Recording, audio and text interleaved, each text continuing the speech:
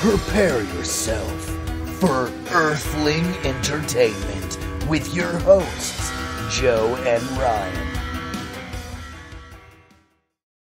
Why, hello and welcome to the first episode of Earthling Entertainment in 2024! Woo! According to all those 80s and 70s and 90s sci-fi movies that I love so much, we are literally in the future, Ryan. We are. The future is now.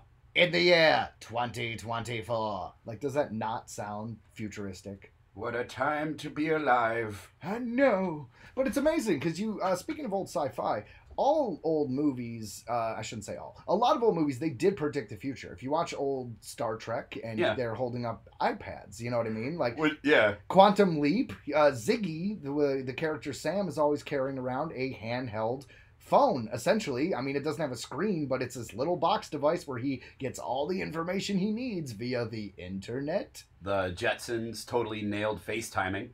Oh, that's true. That's true. I thought we were going to jump into a joke, and I'm just like, you're right. We do live in the sky, Ryan. That's right. You know, I heard a dark thing about the Jetsons where they say the reason why they were living in the sky is because the world was flooded. No, I remember thinking about that when I was younger. I was like, why do they have to live, like, what happened to the Earth? Yeah, I remember thinking that. They're all super casual about it. Like, don't worry about it. The Earth's kind of fucked.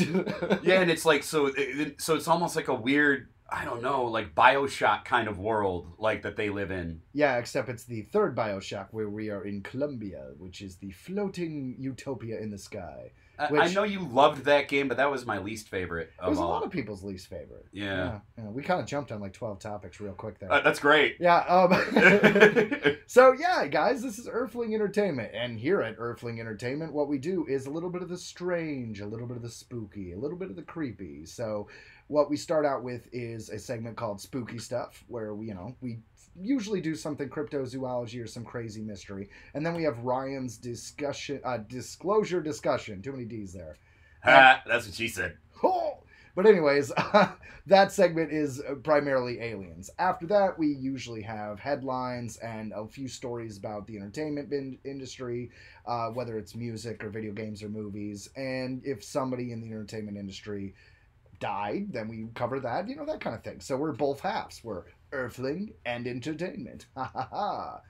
But today, a little bit different. First show of the year. So we thought we would do our normal spooky stuff and Ryan's disclosure discussion, and then just kind of have a casual conversation, which essentially is what we did the first 2 minutes of this podcast. So if you enjoyed the first couple seconds of this show, well, you're going to love the end. Strap yourselves in. Buckle up.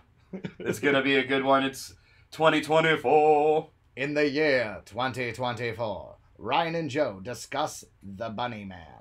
The BunnyMan. So yeah, guys, we're going to jump into our first section, which is spooky stuff with the BunnyMan.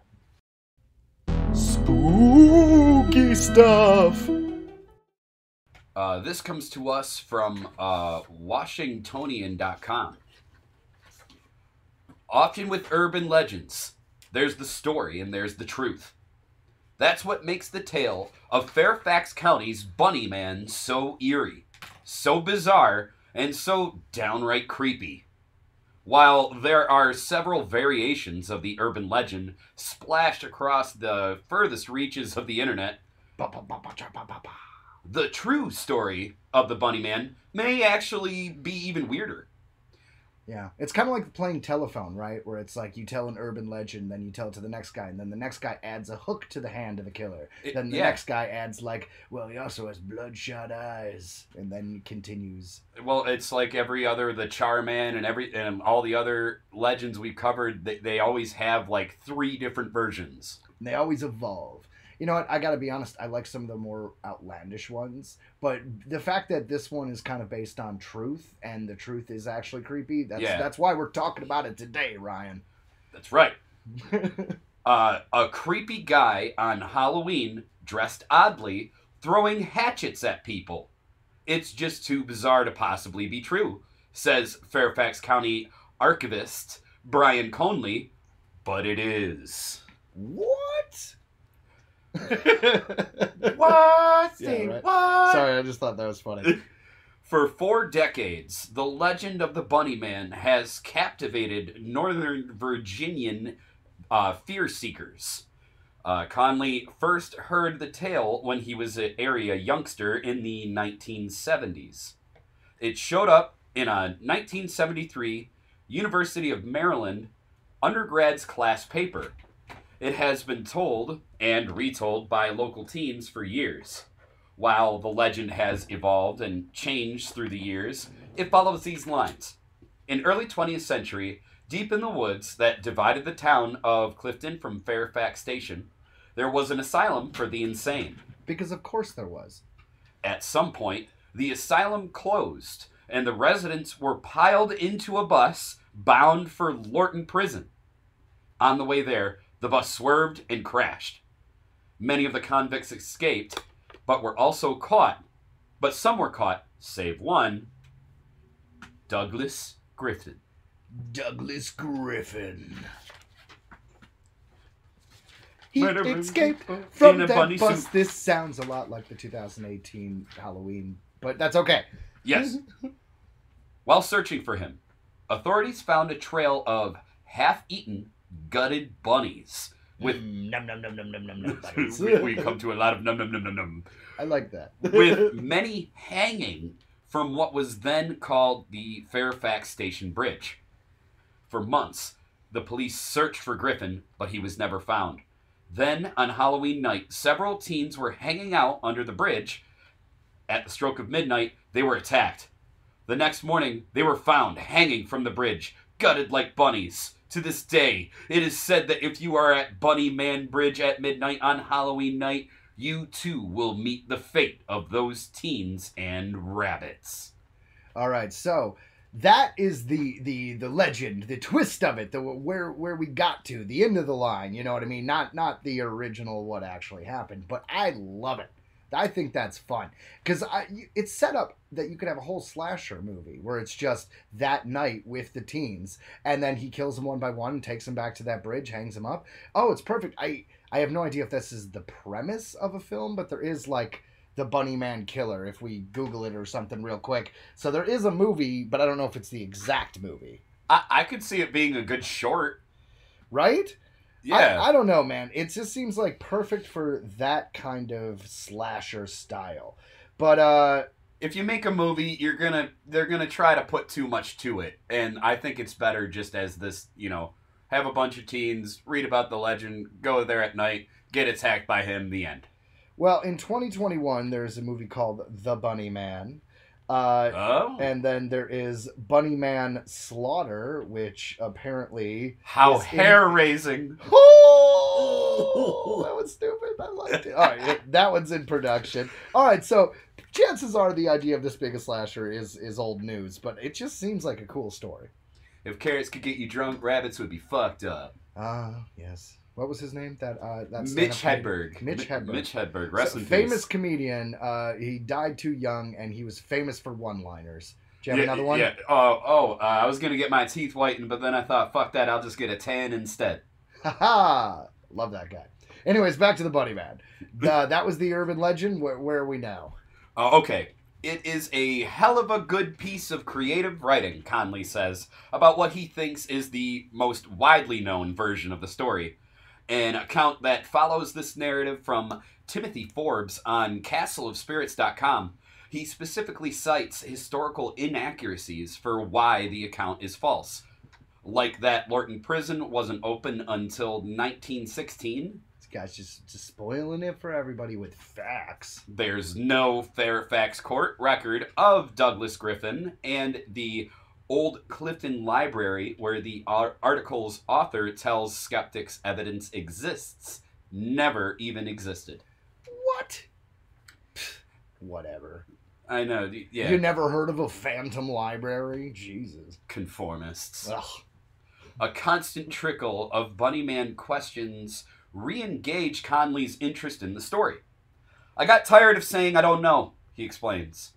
It took nearly a decade of research, but in 2002, he published what has been considered the most foremost paper on the subject. What he discovered is that the real story is even more bizarre than the legend. Yeah, so they keep baiting us. On October 18th, 1970, the Washington Post reported that Air Force Academy cadet Robert Bennett and his fiancée were sitting in a car on the 5400 block of Guinea Road in Fairfax around midnight near Bennett's uncle's house. It's always midnight. When a man dressed in a white suit with long bunny ears appeared. He yelled at the couple that they were on private property and that he had their tag number. Then he threw a wood-handled hatchet through the front car window. Little rash. Luckily, neither of them was hurt. All right, he threw a hatchet. Was he like, you gotta imagine, was it like a skill thing, or did he just whip a hatchet, accidentally break a window? It was like, oh shit, bunny chop. Dude, that's the stuff out of nightmares. Yeah, yeah. Dude, like, why did he have the bunny ears on? So they say it was a white suit, just with bunny ears. So did he just have like the little headband bunny ears on, like just with a Colonel Sanders white suit? I hope so, right? Like that's. I also hope that's he really. I also hope he talks like a Southern gentleman as well. That was going to say. Declare, yeah. You are on private property, and I have taken the liberty of taking your tag numbers. Hatchet. Hatchet. Now don't go on down that road. I don't know. Sorry, I don't know why. Sorry, South Park must come out at one point or another. 2 weeks later, the BunnyMan showed up again, about a block away from his original sighting, according to a October 31st Washington Post article. Private security guard Paul Phillips spotted the man beast. Oh, the man beast. So now we're saying it's a man bunny hybrid. Yeah, we went from like a Southern gentleman to man beast. On the front porch of a new but unoccupied house, he was holding an axe. As one does. In the piece, Phillips recounted what happened next. I started talking to him, and that's when he started chopping. Taking several swings at a pole on the porch, he threatened Phillips. All you people trespass around here. If you don't get out of here, I'm gonna bust you on the head. We made a Southern belle, and I'm running with it. All right, fair enough. I'm kind of wondering, though, did someone just build these houses on what he considered to be his land? And he's just like, nope, you just build it here, but it's my land. It's just, maybe it is his land, you know? Or was, according to Mr. Banker. It could have been. Yep, I know that. I mean, does he do deals with BunnyMan? I mean... Did he wear the ear? Is he a bunny? I feel like if you've got money, a banker would do a deal with you. As long as you weren't, like, threatening, they would take your money. I mean, yeah. I mean, definitely. But, I mean, I feel like today it'd be easier for them to do that just because everybody's too afraid of being canceled or, like, offending somebody. But they would be like, sure, you're a bunny. That's okay. Yeah, I identify as a rabbit, sir. Of course you do. Yes, I do. My fluffy tail proves it, and I feel like anyone who doesn't recognize my fluffy tail is an offense against me and everything I do, and I am going to cancel you. Some people can be so insensitive, sir. Some people. Oh, man. I think South Park, once again, really nailed it with a few years ago when they did the episode where he's like, I just feel like a dolphin, Jared. Dude, they were so ahead of their time on that one. Yeah. That was a good one. Conley continued to dig. Back to the story. He tracked down the police and investigation reports. That's how I do. That's how the Ryan do. Reports that confirmed that the Fairfax County Police looked for a male in his late teens or early 20s dressed as a bunny. But the police were unable to turn up anything conclusive. It's the goddamn kid from the Christmas Story. He looks like a pink nightmare. Writing, after a very extensive investigation into this and all other cases of the same nature, it is still unsubstantiated as to whether or not there really is a white rabbit. The police deemed the case inactive. Means we're done looking into it. We're done. We don't care. We're done. Alice just entered the chat. Conley was also able to track down the still married couple that had the hatchet thrown at them. Yeah, the Air Force officer and his fiance. While they didn't particularly want to talk about the 45-year-old incident, they did confirm it happened. They shared vivid details, so I guess they did want to talk, Conley says. Well, notice he didn't share the vivid details, so it might have been like, look, dude, we're telling you this happened. Can we just not be a part of this story? I can respect that. You had a BunnyMan throw a hatchet at you. It was very dramatic. You did your time. As did the aunt who helped them after the incident. She remembered very clearly combing glass from the shattered glass window out of this girl's hair, says Conley. Well, yeah. To this day, no one knows who the BunnyMan was or what motivated him. Conley knows that any theory he has is pure speculation, but he thinks it could be related to an early man, a curmudgeon, says... Curmudgeon? Curmudgeon? Yes. Says Conley, who owned the property that the couple was supposedly trespassing on. No, if he owned it, then he was trespassing, right? I mean, yeah, but I mean, you can't just be throwing axes, dog. Tell that to Grandpa. Although the man had died a year or two earlier, maybe a younger family member took up his cause. Perhaps it was just a person who didn't like... All right, so hold on. According to this, they're like, all right, the old man died a year earlier, so we're claiming it's him. But it might not be him. Maybe someone else did. Maybe it was a son. Maybe it was a neighbor. Maybe someone else picked up the mantle. They're just like, you know what? We like this land. We're going to stand here and throw axes at teenagers. Sorry, my head is in slasher film. I was there for it. I pictured the cheerleader, pictured BunnyMan, hatchets, the whole thing. Oh, man. BunnyMan hatcheting cheerleaders, that would sell. If this was like, late 80s, early 90s, and this was a straight to VHS movie that we put together, we could sell this, Ryan. Straight to the video stores. We don't need distribution. We just need Blockbuster. Yeah, just like I said, make it a short and get that sweet, sweet ad money. Additionally... You clearly don't know how shorts work. I know nothing, Joe. It's a miracle I got here. Additionally... If the BunnyMan was in his early 20s in 1970, then he likely would still be alive today. Unless he got careless with his hatchet, jokes Conley. Okay. Well, like got into a car accident or, got AIDS or something. I don't know. Yeah, as bunnies do, BunnyMen. As of this writing, no one has come forward and admitted to being the notorious BunnyMan. Yeah, why would you come forward and be like, yeah, I threw an axe at those people? What of it? Yeah, that's what I do. Today, the story of the BunnyMan has overtaken the actual truth. There was no murder, no asylum for the insane, and not even a bridge. Conley thinks the Fairfax Station Bridge, which Google Maps now even calls BunnyMan Bridge, that's kind of cool, yeah, was nothing more than a nearby local teen party spot and a creepy-looking and potentially dangerous bridge that got incorporated into the story. Even the town of Clifton has fully embraced the legend with T-shirts and a haunted Halloween attraction. Yeah, that makes sense, man. Make money off it. Why not? I'm sure, Salem is all about witches. They're like, BunnyMan, screw it.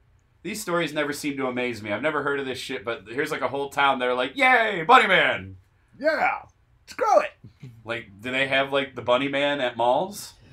If malls existed, they might. If they did. I remember malls. I went to a food court when I was your age. I was kicked out of Hot Topic for stealing. There was this once a magical land called Suncoast Video. Oh, KB Toys. Oh, KB Toys. Yeah. I remember KB Toys. You had the bin of like last year's action figures that were all like $250 or $350. Oh, Bruh. I lived in that discount bin, bro. Dude, all the Star Wars toys. All the Star Wars toys.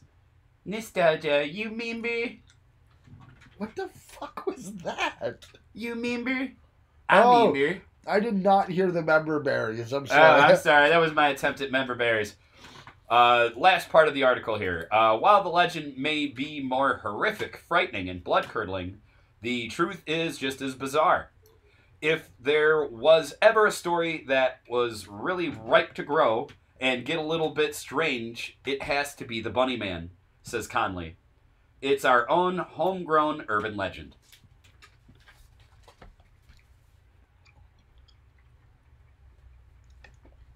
Yeah, some old man being like, "Get off my lawn," and throwing a hatchet is way less cool than a guy who escaped from an insane asylum, murdered a bunch of teenagers, and hung them up like gutted rabbits over a bridge. So call me crazy, but I'm going with gutted rabbits.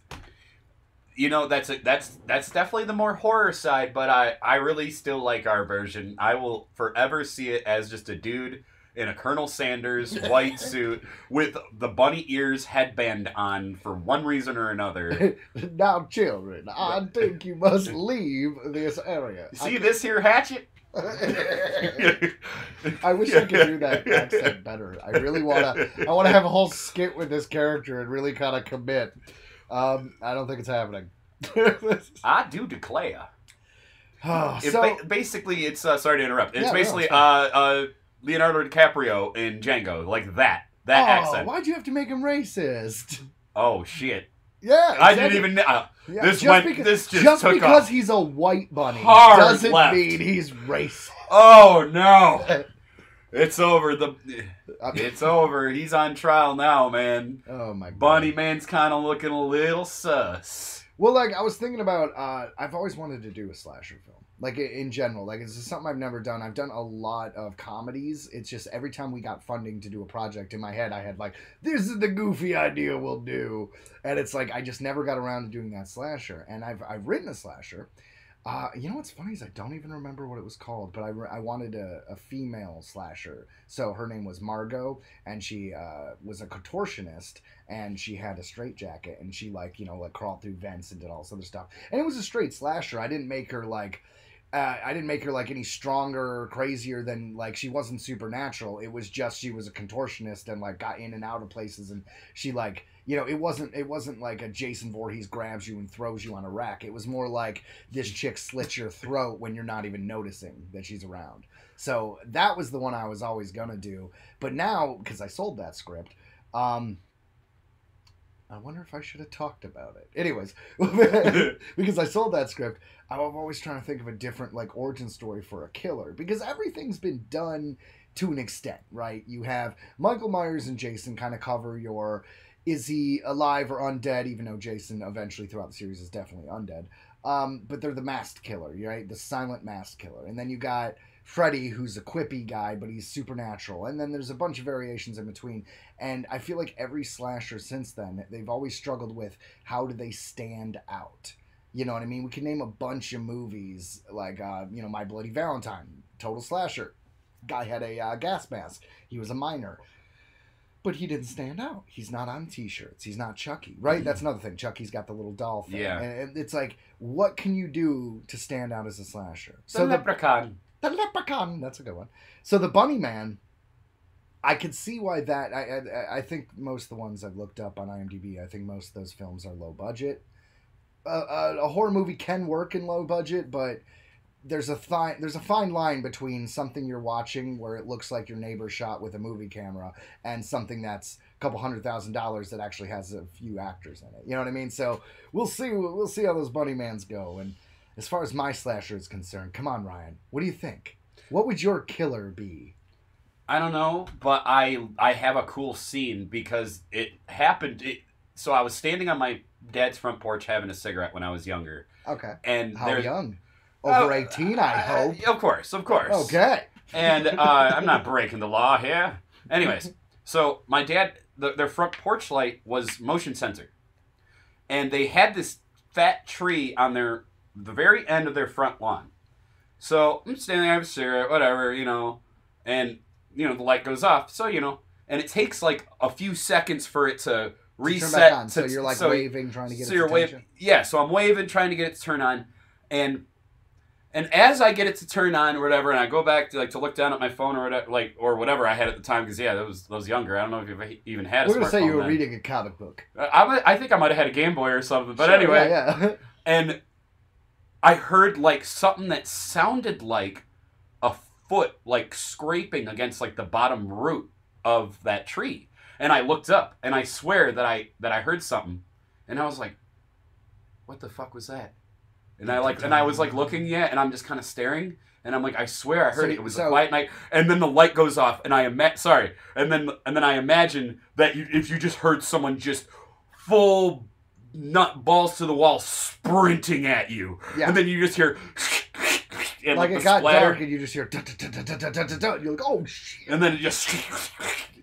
All right, so like a really fast one. Yep, and then you hear the footstep kind of like quickly like leave, and then the light turns on and it's just the dead body. It's just blood like all over the front of the house. Yeah, no, that's a great scene. I love it. The question is though, is supernatural killer or is that a guy in a mask? What are we dealing with here? I was going with like the classic slasher, like it wasn't. So guy in a mask, essentially. Yeah.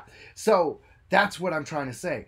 We got to come up with our slasher origin, right? All right, so let's just say maybe he was an ice hockey coach and he always did it in a pond in Snow Woods, right? And then he had a son and he wanted his son to be the head of the team, but his son was kind of crappy, right? So he's like, oh, I'm gonna force this kid to like work way too hard, and he takes him out and they're on the pond and it's like, Dad, it's too warm right now, and he's like, well, we gotta get our practice in. So then the kid sinks and goes under the ice and dies. And the guy loses his mind. He dives into water and tries to find his kid. He never actually finds his kid. So now he wanders around in tattered hockey equipment because he still wears it from the night it happened, and goes in and basically kidnaps children out of their homes that are around the same age. We'll say 15 because we'll make a teenager. 14, so he's still young. He was a young 14. And then he takes them away. And when he takes them to the pond, and he always finds out that they're not his kids, so he ends up killing them. And I like Wait, that. That was off the top of my head. I want some credit for that shit. I like that. I want to add to that story. All whole reason that they had to practice on the lake is because he was by the student council for being like, so like they were like accusing him of being like way overbearing on the kids, like he was the coach, and they fired him. Yeah. So he wasn't allowed to train his kid. So he's not the coach anymore. So he blames the student council for why his son is drowned, and so he comes after them and their families, and that's how we. Yeah. I think we should up it from not be like student council to be like kind of a city team and have it be like ordinance in that way. But I like what you're saying. So he's no longer coach. So the new coach isn't giving his son the captain of the team like he always wanted, because his son's crappy, and he's just like, yeah, and that's why they're hiding in the woods. Yep, and that's the whole reason, and so he blames them. He's like, it's your fault that I had to go to these lengths, like when you could have just given my kid a shot or whatever. Dun, dun, dun. The only problem is, while all of that works, yeah, the whole hockey thing, it's like, okay, well, Jason Voorhees already has a hockey mask, even though, to be fair, I don't remember a hockey player ever wearing a hockey mask like that. Maybe it was a 70s, old. 60s. Yeah, like really old. Yeah, all right. So I'll give you that. But still, now we have a hockey killer, so we have to stay away from that. I don't know. We got to figure out a mask. I mean, we could really frostbite his face and kind of make him all gruesome and shit, right? Yeah, and what makes this story freaky, honestly, to me, is there are parents out there that are nuts. That get push themselves their kids way too far, and they get themselves like arrested, going like starting fights at like games and shit like that. Like there are parents that are crazy out there, so this is just a little push. Yeah. Oh man. And then you can kind of play with the whole dead kid angle, right? Because then like one of the kids actually looks like him, and then we have the whole like Jason Voorhees. I'm sorry, with the it's your mother, Jason, and he just gets all confused. Yeah. I don't know. Maybe this is too much like Friday the 13th. It was getting similar there. It was getting a little similar there. Yeah. All right. We gotta roll back that, right, guys? We'll roll back the kid thing. The kid just died. It's drove him crazy. It's more creative than just remaking it. So. They can suck our balls. Well, they are. Okay, so here's a funny thing. There is a, I don't remember if it's trademark, copyright, whatever. But for a franchise is what I'm saying. So let's say Friday the 13th, Scream, Freddy, whatever. After 30 years, the rights to that franchise go back to the original writer. that is true. So it's recently happened with Friday the 13th. So Friday the 13th, the producers of like those series pretty much own the rights, and they kept making the sequels and all that other stuff. They did Jason Voorhees with a hockey mask. So 30 years later, the copyright goes back to the original writer, who only wrote Pamela Voorhees and never even had Jason really in the script. Huh. So he has the rights, and he's making a new show called Crystal Lake. It's all Pamela Voorhees focused because they cannot show hockey mask Jason. Isn't that weird? They can do zombie Jason because the zombie kid came out of the water at the end and pulled her in. Yes, but he has to be the child mongoloid, not like, the killer. I saw that we know and love. I saw that actor who played the first Jason. He's in a band called First Jason, and he plays a guitar. I am not kidding. Yeah, I know. He's got long curly hair. That guy looks rockin'. He's like a heavy metal Weird Al Yankovic like looking guy. Like he's a really nice guy. I met him. He does. Yeah, exactly. He does a lot of conventions and stuff like that. He's in all the Friday the 13th documentaries. So yeah, no, I just thought that was funny. I can add a little music tidbit to the conversation here on Earthling Entertainment. Well done, sir. Anyways, back to where we were talking about the BunnyMan. This week's spooky stuff. Very good idea for a horror film. Let's see if any of these ones... I'm going to watch some of these ones that I was talking about on IMDb. I'm going to look it up, and I'm going to tell you guys. I'm going to update you and tell you if any of these are worth a damn. But, yeah. So I'd say that's it for our spooky stuff. Y'all come back now, you hear? Uh-huh. Next is Ryan's Disclosure Discussion. Ryan's Disclosure Discussion. Ooh, spooky. All right. The KGB discloses all alien races in covert book. This comes to us from UFOholic.com. Yeah, I like that site. I've been going on that site a lot. I was going to say, I'm enjoying them as well. The space race between Russia and the U.S. circa 1969. Russia and the U.S. had the most invested in the space race of any countries in the world. It's no wonder that Russia has some hidden secrets as well with their own space programs. Fun fact, did you know that the acceptance of UFOs is much more normalized in Russia than it is in the U.S.? That's the first cool thing I've heard about Russia. Yes, it's very nice. No, actually, it would be kind of cool to live somewhere where they were like, no, yeah, aliens are real, guys. No, like, for real. Like, yeah, there are aliens. Deal with it. There are UFOs. Fuck it. Here we are skeptics. There, they believe. Now, there is no doubt that there were secrets of the Russians in contact with aliens that were closely guarded by the KGB. The Book of Alien Races is possibly one of the most revealing and controversial documents coming from Russia. Has this book put us a giant leap ahead in the search for answers about extraterrestrials? That's a question you will have to answer for yourself after reading it.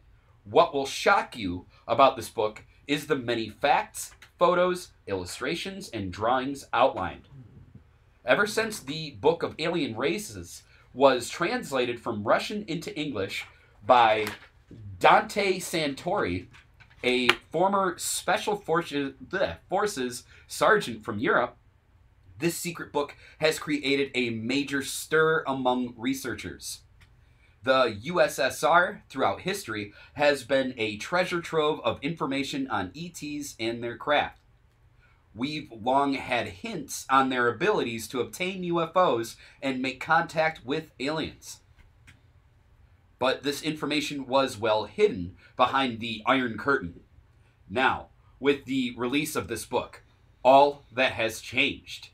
The original 1946 book was written to inform KGB agents of the various alien races who had visited our planet, and also was used as a notebook by secret agents as they constantly made additions and revisions to the original startling information over the years. The fortunate reader of this book will be imbued with knowledge of alien species, descriptions, their ships, and place of origin, as well as information on how alien races have contributed to human evolution here on Earth. I mean, all right, to be fair, this kind of sounds like an ad for this book, but honestly, it's just really, really cool information. Whether you believe it or not, like, it's a really thorough look at everything that, supposedly the KGB has dealt with over all this time. It's real interesting. I kind of have zombie survival guide vibes on it, where it's like, it's obviously fake, but it reads like it's really real. Yeah, and who knows? I mean, according to this site, it's claiming that it is straight up real. Well, and it's all like accounts, you know what I mean? So yeah, they're reports of incidents and, well, it's the Book of Alien Races, so a list of alien races, as I'm sure you can imagine. I'd like to get my hands on it. Let's see if we can get it. Hold on. Keep reading. Yeah, look it up.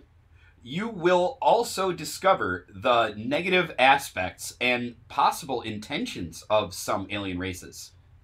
And there's more, such as information on UFO crashes, Russian contact with aliens, Russian attempts to build their own alien craft, and an amazing section containing communications from aliens. These contain information on the history of humans on Earth, contacts and intervention by different alien species, advice, and some predictions from aliens. Yeah, I definitely want to know about it. Well, this does look a little bit more legit because on Amazon you could buy a spiral bound one, kind of like printed version of it for $50, or it's on Kindle. But it doesn't look like it's been like published, so that kind of adds a little bit of legitimacy in my mind. That's crazy. I might get that bitch on Kindle. Well, I'm gonna send it to you right now. Well, that sounds wonderful, but that is the end of that article. I have to say that I'm crazy. into that. We talk about it a lot here, about the Greys, the Reptilians, the Anunnaki, the Nordics. The Nordics. I'm just wondering how many are in the book. Do they have different names? Are there more? Right? Because there's I don't know the name, but there's also an energy kind of alien species that is supposedly, either on a different dimension, different wavelength that we can't quite connect with, or straight up energy. I don't know. I've heard of insectoids, the ant people. I heard about, there was a story I was actually just listening to about the bugs. Where, bugs? Yeah, there are basically, like, the universe is teeming with life, and one of them are the bad ones. It's like, there's the good ones, there's the bad ones. The bad ones are the bugs, and they're pretty much what you could probably imagine, right? Like, well, what I'm imagining is Starship Troopers, man, when you tell me the bugs. I was thinking almost kind of like Independence Day, how they were basically like cockroaches that just go planet to planet and just suck it up dry and then move on. Like that kind of thing. Huh. I never attributed the Independence Day aliens to bugs. That's the way I kind of looked at it, because it's like they come, they just, like I said, suck the planet dry, and then they move on. Well, to be fair, I don't think we ever really got motivation in the first movie. I think them coming for our resources was kind of confirmed in the second film, right? All I remember when the president, right, asked him what he want, he was like, for you to die. Yes. He's like, what do you want us to do? Die. Yep. Very creepy. So So that's what I just think is they probably eradicate the planet, use up all of its resources, and move to the next system. As alien motivations are always crazy, and they're fun in different movies. They're frightening. They are. There's this 1996 movie called The Arrival, and it's actually starred Charlie Sheen. And so this film was really crazy because the motivation of the aliens was to bring global warming, make global warming happen quicker. Like all this stuff with the industries not seeming to care and making good environmental choices turned into it was all alien influence because they wanted to make the planet hotter because they're basically terraforming it for them. That's really scary. Yeah, isn't that awesome? And it's it was starred Charlie Sheen. It was The Arrival. They made a sequel with none of the same people, and it wasn't very good. But 1996, The Arrival's good. There was another movie that was called The Arrival, wasn't there? Where they had to like talk to them with music. Yes, I believe that was literally just called Arrival. Yes. Yeah. That was where I got confused for a second, where I was like, okay, so there's two separate movies there. The matters, man. Apparently. Okay? Yeah, Arrival, Yes. which came out in 2016, stars Amy Adams and Jeremy Renner. And that is a much more, let's say, it's a think piece, to say the least. I'm honestly shocked that it's got like 94% Rotten Tomatoes, because don't get me wrong, I don't think it was a bad film. I just didn't find it to be great. Well, like I said, it's a think piece, and god darn, the critics love smart movies, or what they consider to be smart. And in this one, the whole concept, and spoilers, if you guys, for Arrival, 2016, if you guys haven't seen it yet, that's 8 years, it's kind of on With you. the dude who played Hawkeye. Jeremy Renner, yes. So the idea is, the aliens are coming to Earth to give us a gift, and then the gift they give us ends up being their language, and their understanding of their language, it's all written in circles, and it's to represent there is no beginning or end. So once you understand their language, you view time differently, and you see future events and past events and all these things happening at once, and which is why Amy Adams throughout the film is having these visions of her with a child, which turns out to be a child with Jeremy Renner's character. And what ends up being sad is they don't end up together, because he can't deal with the fact that she was aware that the child was going to die at a very young age, and still allowed them to have the child together, because she felt as though everything is circle, and we need the time that we're going to have with this, and he felt a more linear path, which was just of loss. I'd be pissed too. Well, I'm just saying, very, very, and to be clear, that is my interpretation of the film. I didn't read an essay or anything, so if you have a different interpretation of the film, or you think I'm correct or wrong or whatever. No, that was spot on. Yeah. And I understand why he was pissed off, because how the worst heartache a human being can go through, losing a child, you knowingly let me go through. when you could have warned me about it, at least give me a heads up, Yeah, I don't remember if that was the issue. If she just was like, oh, I just didn't think I'd mention it. Aliens gave me a "That's So Raven" kind of moment, and our child's gonna sort of die. You want to still do this? And I'd be like, fuck no. Yeah, well, it's thanks for telling me. How old's the kid gonna be? I don't know, 8. No.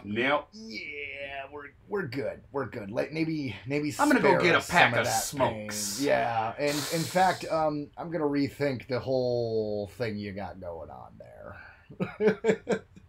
Oh man! Look over there. What's that? You know what? But excuse me if you don't mind me jumping. Another very classic alien motivation is food. That's what I was saying. No, we're the food. Yes. I thought that. So reptilians are pretty much known to be like... Oh, they'll eat us. Yeah, well, that's the thing. There was an original miniseries called V, and it came out in 1983. You know what's really funny is Freddy Krueger was in it. What's his name? I'm terrible. Robert Englund. Thank you. He played one of the aliens, I believe. But anyways, so it's a benevolent, I can't talk, a nice alien species that is coming down, benevolent, alien species that's coming down, and they're like, hey guys, we're going to give you technology, we're going to be cool, and everything's great, and you should totally be stoked on us. And, but secretly, we're actually evil, and we're going to turn your whole world into a police state, and then we're going to eat you guys. So, we fight them off, and then we have a year later, The Final Battle, which is another miniseries. Very good. And then it was followed by a television series, which lasted 1 season, which wasn't very good. And then years later, in 2009, we rebooted it, which lasted 2 seasons, and that one starred Honora, the chick from Deadpool, and I call her Nora because that's her character from Firefly. But it was Marina Baccarin? I can't say her name. Do you see that? Marina Baccarin? Yes. Yeah, well, her. Deadpool's love interest, and Elizabeth Mitchell. Anyways, I just wanted a big rant there about alien motivations, because if this book explores that, it might be good fuel for someone like me for hey, let's come up with some more stories here, What does it say? The KGB maybe they stumbled upon some amazing plot points that we could use. And maybe some truths that we haven't heard yet. Well, yeah, I mean, to be fair, they, the claim is this is an actual document and this is all real. Right. You know what? I've always thought, and the only movie that really played with this was Men in Black, but I always thought, like, why do we assume aliens are going to be, like, relatively our size? So what if that little smudge that we're looking at, what if that is the entire mothership? Like, their whole civilization. Banning on the same. Right? And so they're coming, and they're, like, looking at everything, and like, dude, I don't think we should get out. They're freaking giants. Like, if they were to come out, it'd straight up be like Honey, I Shrunk the Kids. They're all, like... Oh, like, shit! Like, like, we're all worried, and we're like, this technology is beyond us. But what we don't realize is they had to harness their own sun to make that. And it's like, they can't do much, guys. Get us the fuck out of here! Go to Earth, they said. It'd be nice, they said. Well, shit. But what if, like, I don't know. I had a weird theory. I was thinking about last night. Was what if, like, this thing? Because so they say it comes into a nuclear power plant, right? And then it goes into the water, and then takes off. So what if it's like it went to the power plant, absorbed, recharged or whatever, right? Goes to the water. Maybe there has something to do with the water and, like, the cooling of their they're probably just cooling down, man. Right, and, well, yeah, because, like I said, it's hot and cold. So maybe it has to, like, cool down real quick, and then it can take off after that. I don't know. Like, that's, and I always had weird theories. I'm like, what if, I remember when I was younger, I was like, what if aliens are just coming here for water? Like, There's a lot of water in space, more than you think. Every asteroid or comet, I forget which one, is an ice ball. There is water out there. At least, not to where you'd have to go to us to get it. And we know of Europa, of course, and that was a decent movie. I don't know if you saw Europa. It was okay.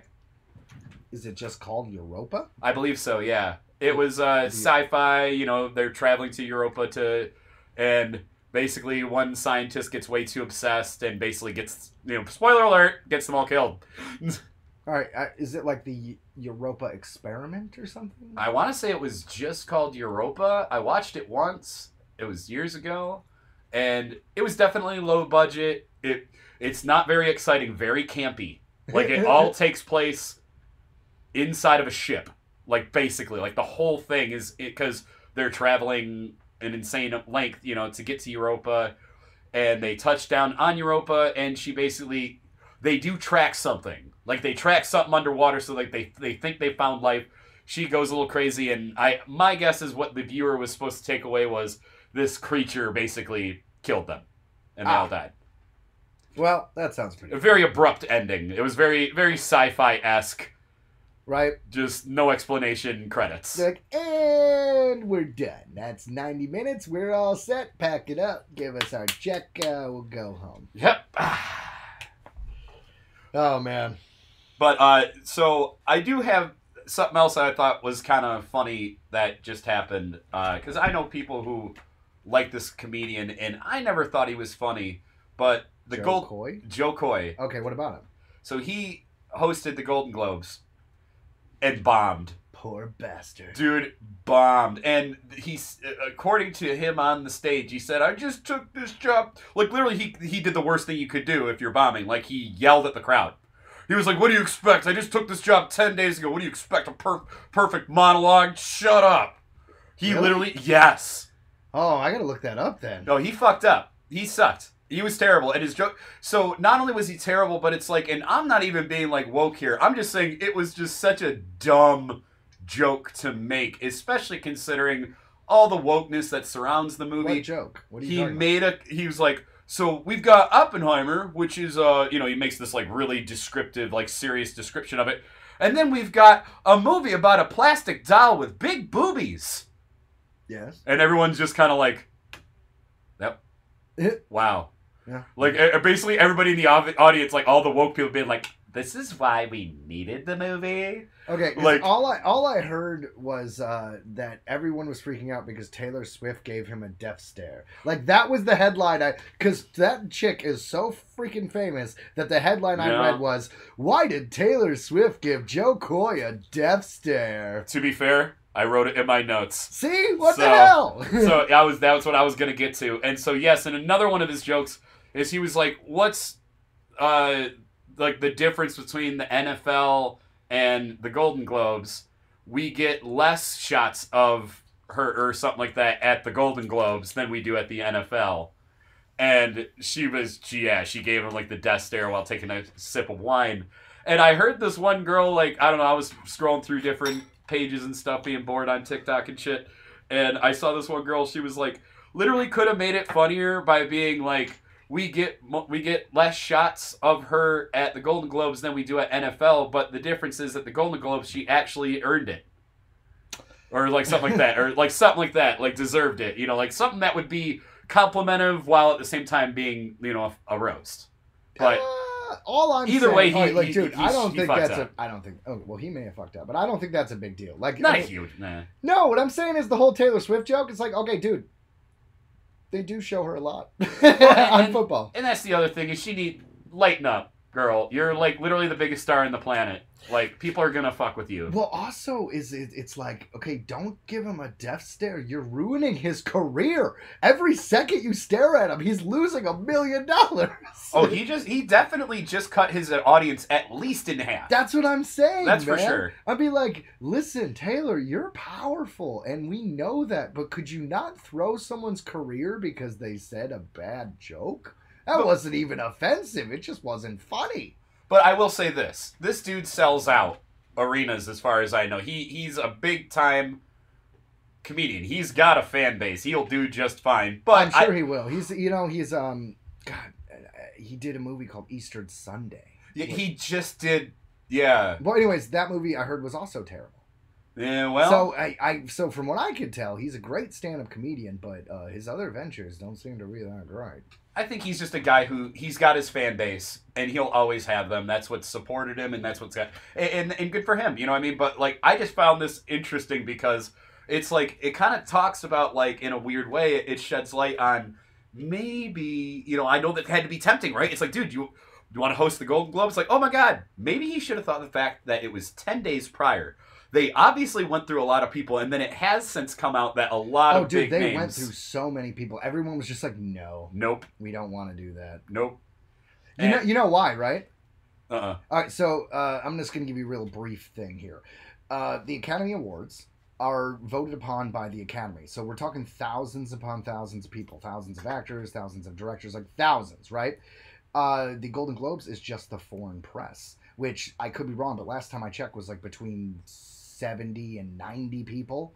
So it's a lot less legitimacy to the awards because, I mean, less people voting is, you know, less of a win. Also, they do stupid things. Like the Golden Globes historically, like for instance, the year The Martian came out, the one with Matt Damon, they wanted to give The Martian an award, but they didn't know what category to do it in. So they gave it won, by the way, a Golden Globe for Best Comedy or Musical.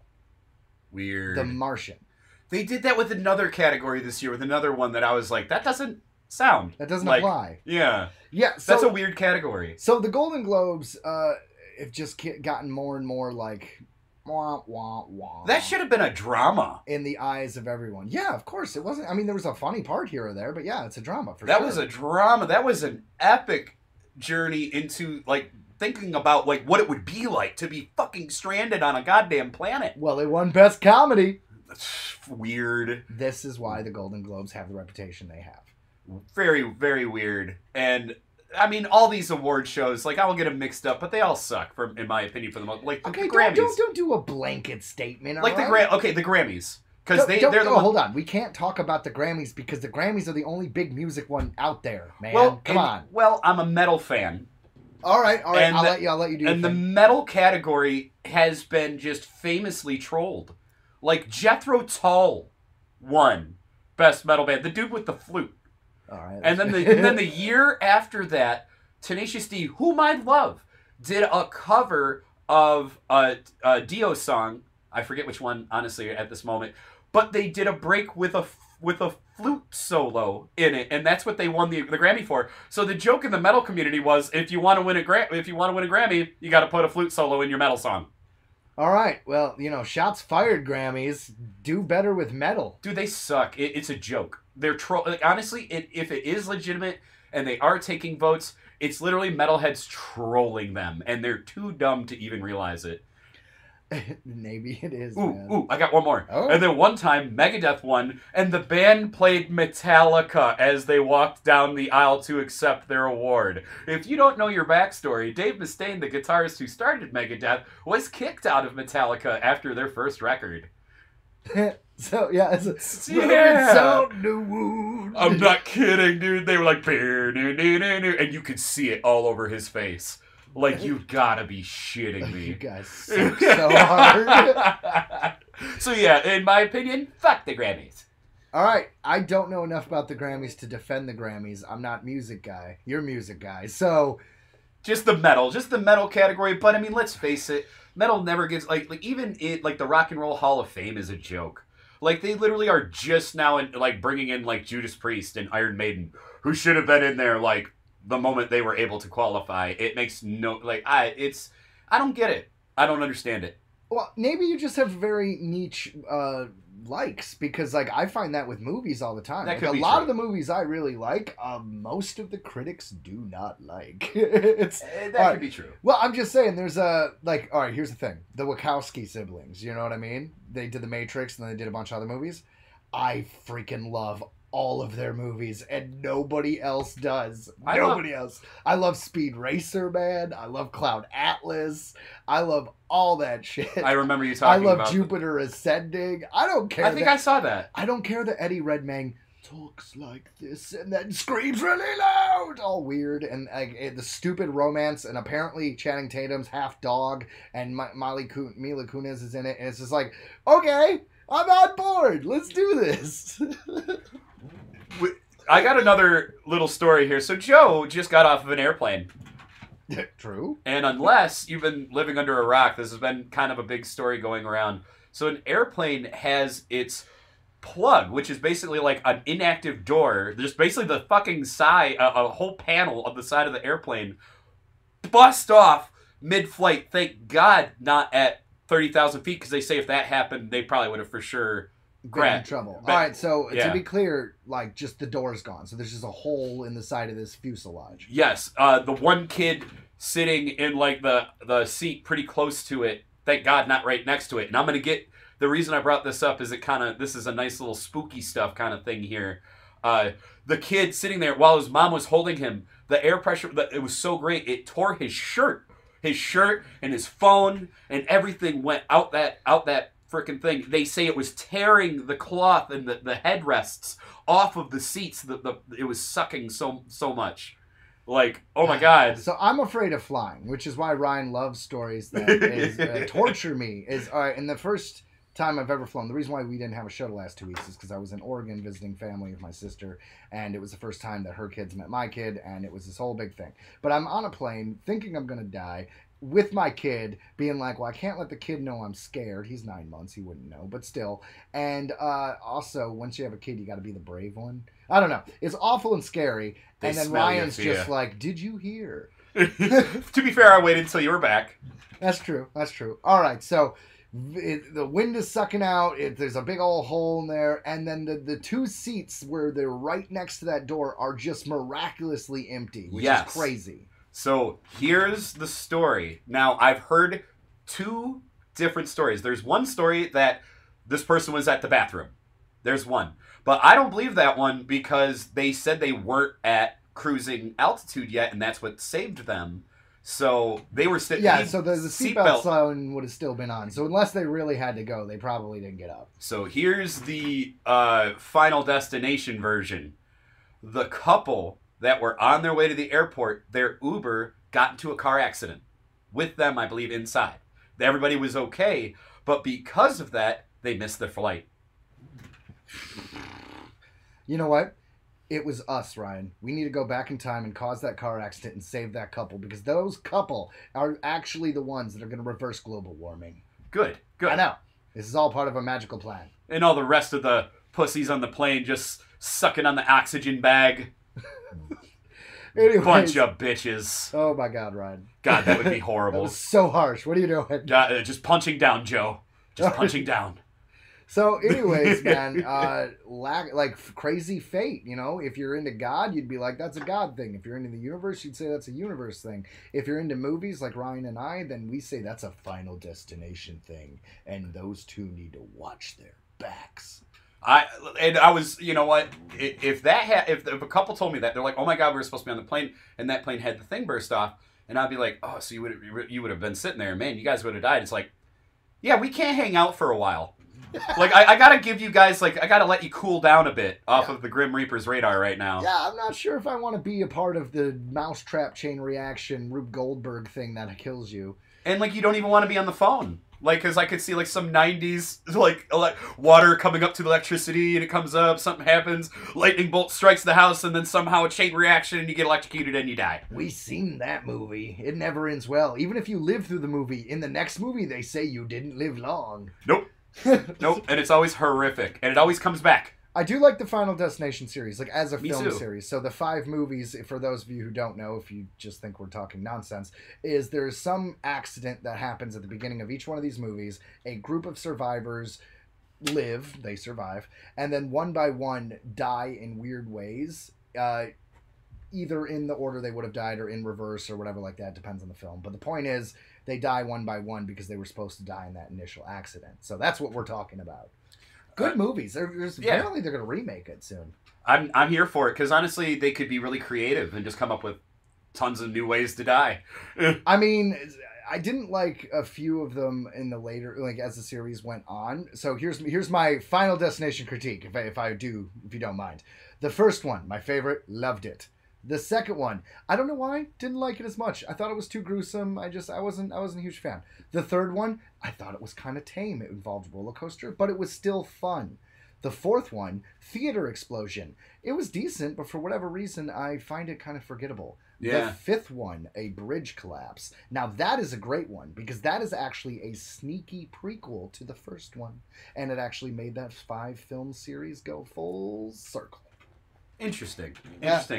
And on a side note, with like the whole Final Destination thing in real life, we would have never had Mark Wahlberg or the guy who does Family Guy, Seth MacFarlane, because they were both supposed to be on the flight that happened on 9/11. What? Yes. Mark Wahlberg? And literally, I guess he just called it off. Seth MacFarlane were supposed to be on which flight? United 95, the one that crashed or one of the ones that hit the towers? Not certain which one. Sure. But I know that they were both literally supposed to be on that flight, on one of those flights. And Seth, I think it was because of like similar, like I think just like a problem getting there, like you know, he missed the flight, whatever. Missed the flight. Mark had just this feeling. That's right. He chose to drive. Mark was supposed to fly. And for some reason, like literally, he still to this day says like, I don't even know what came over me. I just decided, fuck it, I'm just gonna drive. So he drove. You know what's weird is you think about just the pebble in the pond where the ripple just goes out and out and out and out, right? Like Seth MacFarlane, for instance, Family Guy's on like 20 seasons, and I mean, come on. The cultural thing of I'm sorry, I was very distracted by that beep. What was that? Was that your phone? I don't know. I don't think it my was because phone? I've got mine on Do Not Disturb. That was weird. All right. Anyways, the years that have those shows been out, a lot of cultural things, a lot of sayings, a lot of things you don't think about. You know what I mean? Like "Ooga blakash, you go nipple pinchy" is something from Family Guy season 3. I've been saying that for 20 years. Mama, mommy, mamu. Yeah. So I'm just saying, like, imagine the cultural things that one person could actually affect, and how different. Not the world, but pop culture would be without Seth MacFarlane and Mark Wahlberg. I'm not as big of a Mark Wahlberg fan, but he's done a lot of stuff. So it'd be weird to have him just not around. Would Wahlburgers still be around? Probably, because that was the dad's company, so I guess never mind. But still. If I ever get a dog, I'm going to name him Bark Wahlberg. That's going to be his name. We're just waiting for that joke. It just occurred to me. Yeah. Well, you know what's funny is I always wanted to name my dog Charles Barkley. I like it. Yes. I like that a lot. And since, you don't name a dog Charles, we have Pogo Barkley Wakefield. And if anyone asks, it's because of Charles Barkley. That's right. I picked a random basketball player because of a name, not because of any... I don't even know what team he was on. Pogo is a little gentleman, in case you wanted to know. He's a very cute puppy. Yeah, he's a min pin, a red one. Really good dog. I'm actually writing a children's book this year. So this year, the focus is novels and books. And here's why. I've spent the last 10 years, not counting, COVID, but I spent the last 10 years in LA, and I made a lot of films.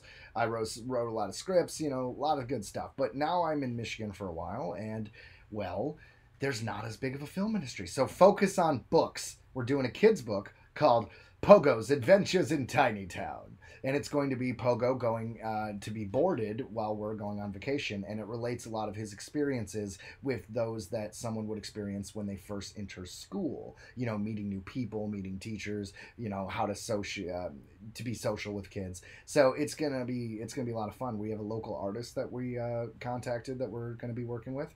Also, I don't know if it'll get off the ground right away, but there's a board game coming down the line that I believe I'm going to associate with this podcast and call it the Earthling Entertainment board game. It's going to be pretty awesome. And then an adult... Copyright Earthling Entertainment. Earthling Entertainment. Well, yeah, absolutely. And then all the cool kids have machetes, which is, it was a script and then it was a mini-series. It's this thing I've been writing for years. It's just going to be a novel. And it is basically a high school taken out and put into this bubble in space, and everyone Lord of the Flies fights and after resources, and it's kind of like a little Game of Thronesy, and it's a lot of fun. One of the little tricks here is the kids wake up at different times, so when they're all woken up, they're all at different ages, so you do get kind of a microcosm of society with the high school attitude, but now you have adults doing it as well. It's a really weird idea, but the point is all the cool kids have machetes. Think of it along the lines of like John dies at the end as far as tone. All right. Yeah. I'm here for it. Yeah, you'll like it. It's funny because we take the school in 2005 from when we were in high school. I did that for two reasons. One, I didn't want to have to deal with the whole cell phone thing. And two, we do play on stereotypes, and stereotypes are not as PC friendly. It's kind of hard to have the jock and the nerd and all this when everybody's okay and special little snowflakes, and we need to be understanding, and we're all one big bland color, gender, eye color, race, whatever the fuck we are. So yeah, I'm just going to set it in 2005. I'll read the book on tape for you. There you go. Well, you know what? Maybe. Because we are going to have the audiobook. That is definitely happening because we already have a company we work with where we do our other podcasts with, which is Luke William Productions. He does Tatter Tales with us, and he does all the audio engineering for that. So he will do the audiobook, and maybe we'll have you record it. I'd be down. I'll try out. I definitely feel like I rambled on a little bit there. I wasn't prepared to talk about it, so if that wasn't a great pitch, don't worry about it. I wasn't trying to sell it to you right now. We'll wait till the book's done, then I'll try to sell it to you, so don't worry.